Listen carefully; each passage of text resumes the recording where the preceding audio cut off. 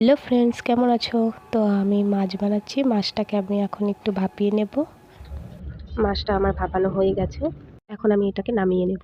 মাছটা আমি আগে থেকেই বানিয়ে নিয়েছি। এটাতে সর্ষে বাটা আর কাঁচা লঙ্কা বাটা।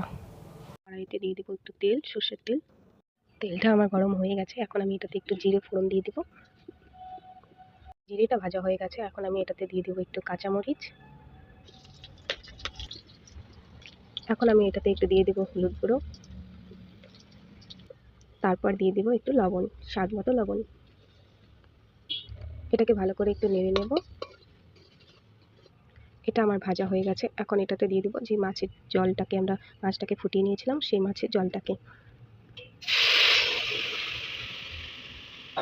তো জলটা আমি দিয়ে দিয়েছি, এটাকে একটু এখন ভালো করে ফুটিয়ে নেব। দেখো এটা ভালো করে ফুটে গেছে, এখন আমরা এটাতে দিয়ে দিব মাছটা। আর একটু ভালো করে ফুটবে, তারপর আমরা এটাতে মশলাটা দিব। দেখো এটা ভালো করে ফুটে গেছে, তো এখন আমরা দিয়ে দেবো সেই পেস্টটা যেটা আমরা বানিয়ে রেখেছি আগে থেকেই। এটাতে কাঁচামরিচ আর সর্ষে বাটা আছে, আর কিছু নেই। তো এটা আমরা এখন এটাতে দিয়ে দেবো। আর হ্যাঁ, এটাকে আমরা বেশি নাড়বো না, কারণ মাছটা তো সিদ্ধ করা, তাই নরম ভাজলে পরে এটা একটু শক্ত হয়। তো এটাকে আমরা ভালো করে এখন ফুটিয়ে নেব। এটাতে আমরা একটু সর্ষের তেলও অ্যাড করে দেব।